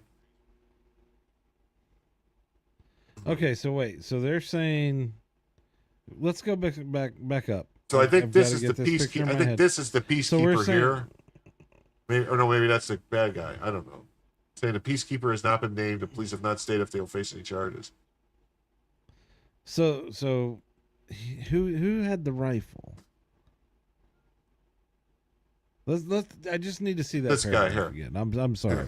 So No. let's Let's go back. Let's go back. I've just got to understand that paragraph because now I'm all kinds of. Say this confused. guy had a rifle, and then they had a liberal peacekeeper He volunteer had a with bad rifle. aim, tried to take him out, but fatally wounded a bystander. Okay, Afa Alu. so this guy that was grazed. So I remember seeing him being loaded into the ambulance, and so he was the aggressor, and somebody tried to stop him, and unfortunately shot a bystander, and that's who died.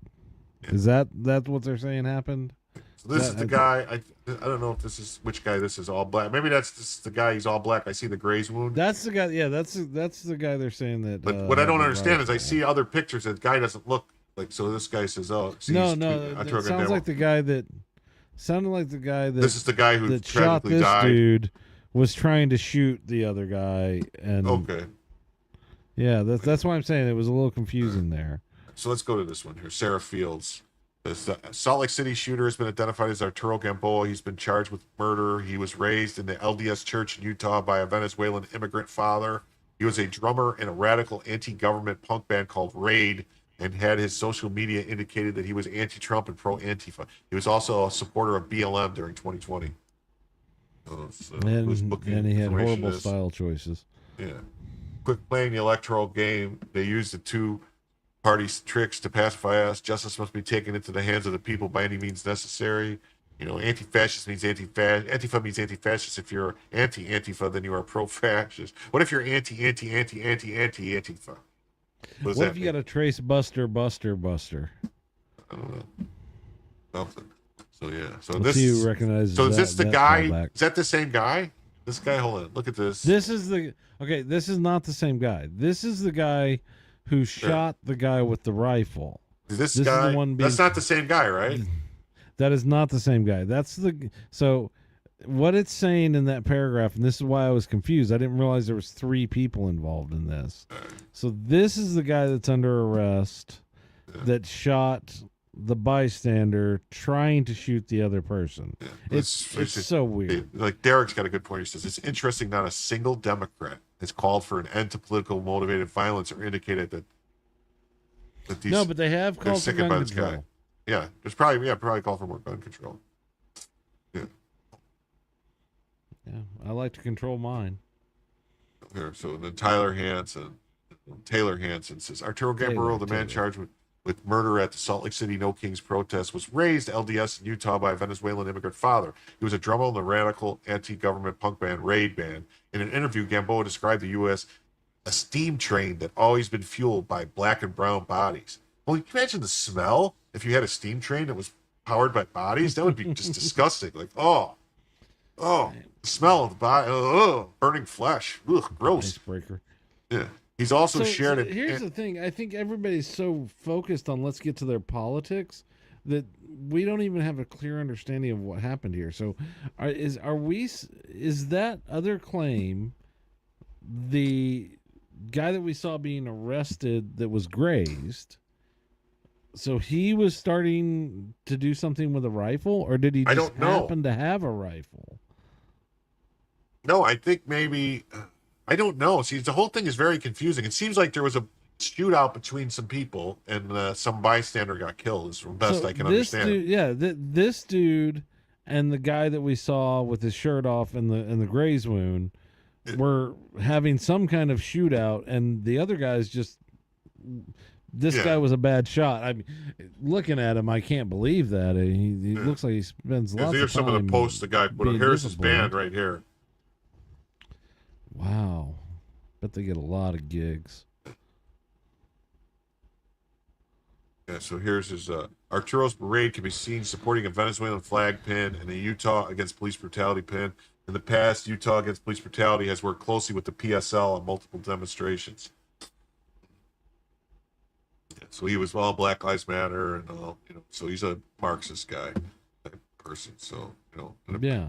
And it says, appears the Utah No Kings protest shooting suspect is also anti-Trump BLM leftist activist. Leftist political violence is out of control. Will Democrats condemn it? This must stop. Must stop.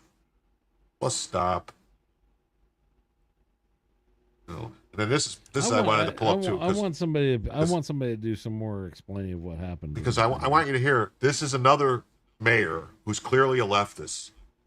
Right. Who's going to say things and talk about how these protests are a great thing and they should continue and it's just part of America. The shooter at the No Kings protest, Utah, was an active participant in the protest. No Kings is a domestic terrorist movement, but listen to this mayor. Chief, the she's four not gonna people talk. involved, were they shooting at each other, shooting into the crowd? Do you know just how before, did they know each other, Chief? That is all under investigation right now. It's too early to say. Why were the other two taken into custody? They were involved. Involved how? Well, that's under investigation currently. Were any of them participating in the protest, or were they just near it? It appears they were, involved at some level in the protest, or at least in, as part of the group that was walking. The initial suspect that you took into custody that had the gunshot wound, how did he get the gunshot wound? That's what we're still investigating. It's too early to say right now. It did. Sorry, I'm sorry. Yes, I should clarify. Officers, as far as we understand at this point, officers were not did not shoot, do any shooting. Chief, any word or anything on a motive as to why? Again, it's just so early right now. Fortunately, we have everyone involved in custody, and we're going to be sorting that out. We also had a lot of witnesses. And we're talking with the witnesses as well. I think I got the wrong clip It sounds like some of the witnesses. There was a clip of the mayor talking, and I wanted it. I thought this was it. What was their involvement in helping you track this person down? Well, they certainly gave us descriptions of a description of the individual, and I don't know at the time he was taken into custody if anyone was involved other than our officers. I'm not sure. They chase him down or point him out in some way? Yeah, they gave us a description. Our officers were quickly able to see that individual, and then there was a pursuit, and they eventually found him. Mayor, if we could ask you a question, Mayor. Sure. See, and that's the mayor I wanted to hear too, and so where's the mayor? Yeah. Chief, the four people involved. I want to try to find the mayor's comments. Yeah. So here it says, so the suspect accused of causing the murder of a Samoan protester at the No Kings anti-Trump protest in Salt Lake City is a radical leftist Latino who expressed support for BLM and Antifa. So I want to try and see. Yeah, so here. See if you can Google the mayor press conference from the mayor talking. Let's see. So Salt Lake City knows King's protest murder suspect was pushed Antifa views. See, I think they're so focused on his views that we're not even understanding what happened.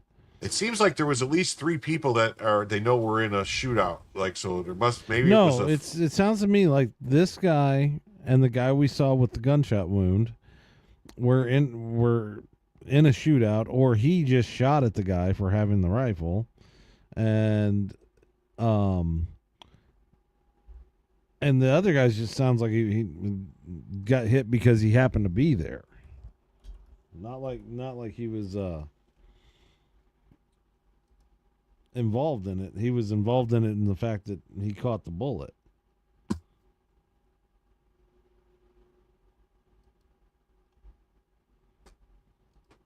let's see here. What's the?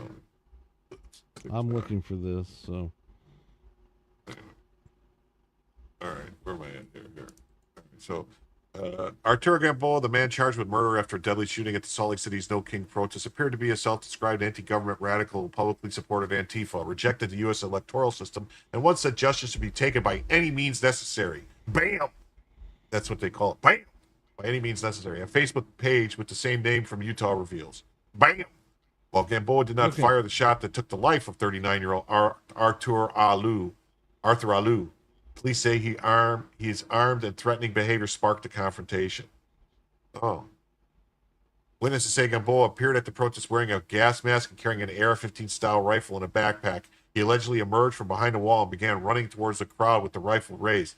A designated peacekeeper at the event, wearing a high visibility vest, opened fire with a handgun, striking Gamboa and inadvertently hitting Alou. The victim was rushed to the hospital where he died from his injuries. Gamboa sustained a minor wound, was treated and booked into the Salt Lake City jail on murder charges. The peacekeeper who fired the shots is cooperating with authorities. So this is a weird story. So you got this guy who didn't actually shoot anybody at all is getting charged with the murder. Is that what I'm reading correctly? Yeah. The police have not said whether Gamboa intended to open fire. So now they're mind readers. They're going to charge him with being a mind reader. They're mind readers. They're going to know his actions inside of the chain of events. On felony murder, basically. Yeah. Facebook page with the same name shows radical left-wing ideology. In June 2020, Facebook post Gamboa reshared a pro-Antifa message that read Antifa means anti-fascist, blah, blah, blah. Yeah, so the same day Gamboa posted a call to reject the democratic process, quit playing the electoral game. They use a two-faced tricks to pacify us. Justice must be taken into the hands of the people by any means necessary. Playing as a drummer in a leftist band, punk band Raid, Gamboa grew up at LDS and Venezuelan immigrant. In an interview with Slug Mag, he said the experiences led him to see the U.S. system as inherently oppressive. So a guy from Venezuela who thinks the U.S. system is inherently oppressive, it's not fundamentally broken, it's perfect. He said, this is exactly how the system is meant to function. The American system is a steam train that's always been fueled by black and brown bodies. Gamboa was an active supporter of Black Lives Matter, No King's protest, blah, blah, blah. So he didn't find this... I've not found the mayor. I have found some more. This is. They're saying he didn't fire a shot. In summary, at the protest, a member of this guy that you see here was acting as quote unquote security.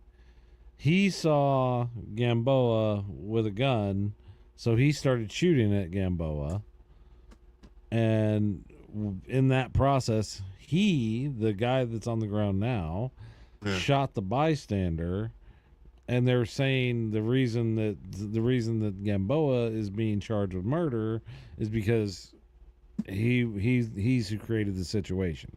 So they're felony murdering him, charging him with felony murder. It's All right, I can't find the mayor though. I can't find the mayor's. All right. Well, the mayor, if anyone finds the mayor, she was making these comments talking about how great the protests are and how it's all America, blah blah blah, and how they're out there.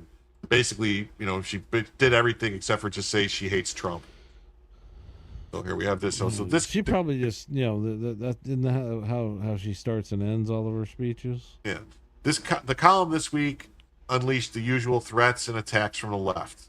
The mere suggestion that our democracy is not really dying appears to triggering for many who are sending hyperventilating, rageful messages.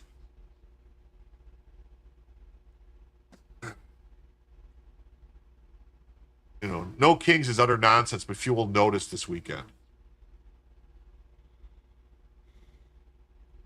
Across the nation today, thousands of protests are being organized by left-wing groups, unions, and other organizations with chants of no kings, no kings, no kings. The mantra is a calculated campaign to cement the notion that Donald Trump has assumed dictatorial powers.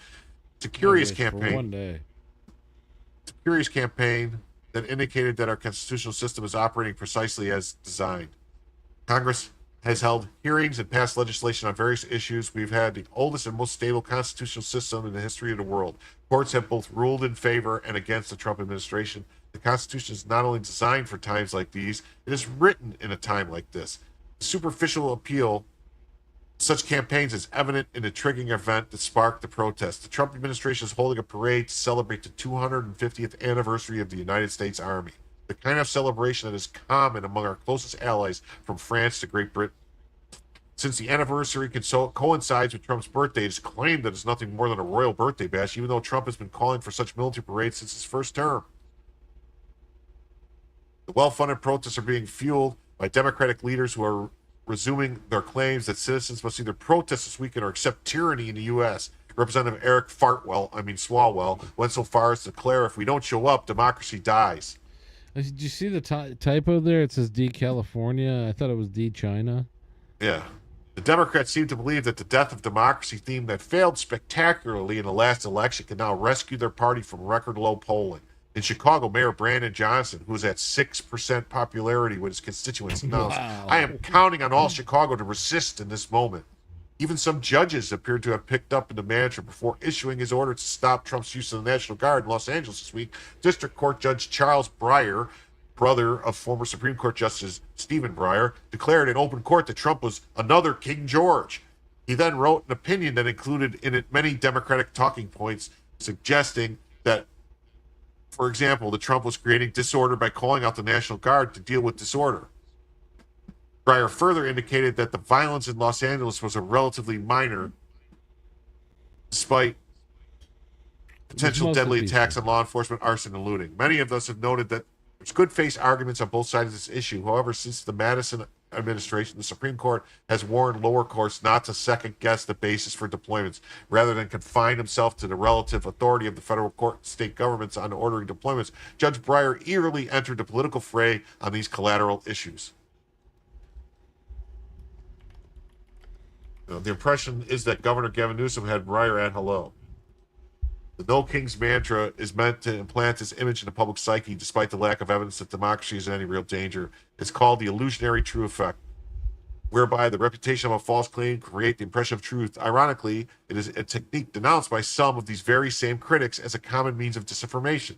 They cite the effect as a justification for censorship of opposing views. Oh. Okay. Whenever you gotta go, you gotta go.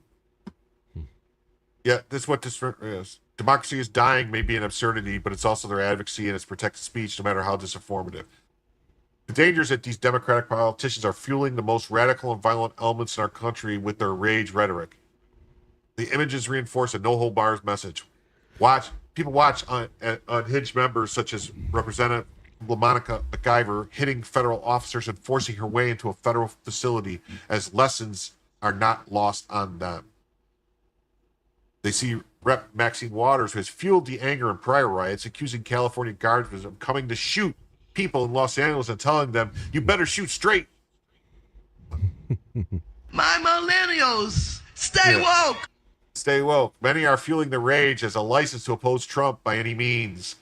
What they will not admit is that they need the rage. They like it. They live on it. It feeds them. It drives them. That is evident in the disruption of a press conference by Senator Alex Padilla, who not only yelled at the Homeland Security Secretary, but resisted efforts of security to move him to the hallway. He then claimed to be a victim of authoritarianism. The right to disrupt has never been a basis for democracy, but it is a basis for anarchy. The Democrat Party has finally embraced the philosophy of former Rep. Jamal Bowman, who famously pulled the fire alarm in order to prevent a vote from happening on the House floor. Before he was voted out of office, Bowman was shown on videotape screaming about gun control in the Capitol as his colleagues left the floor following a vote. Various Democrat members, including House Majority Whip Steny Hoyer, tried to calm Bowman. However, when Rep. Tom Massey asked Bowman to stop yelling, Bowman shouted back, "I was screaming before you interrupted me." Whatever that means. These politicians and pundits will not tolerate such interruptions. Sending their best. Whatever unfolds, it's Trump's fault. There's a national rave plan, and Republic be damned. Republic be damned. Don't be rude. All right.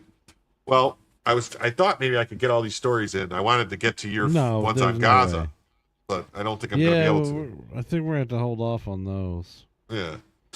So, I don't know. The Supreme Court. All I'll say this is, I want everybody to stop dying. Yeah. The Supreme Court issued a unanimous decision in favor of a Georgia family whose home was wrongly raided by the FBI and was unable to sue for damages because of law enforcement immunity. So the Supreme Court stepped in and said the family can sue. So it was a 9-0 decision. So the Supreme Court on Thursday said innocent victims of a wrong house raid and other abuses of federal law enforcement can seek compensation for emotional and physical harms, upholding a key exception to the sweeping legal immunity that has long protected the government from being sued.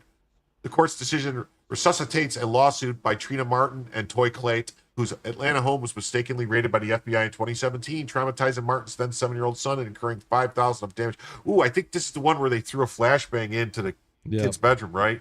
Yeah, good. They need to be able to sue.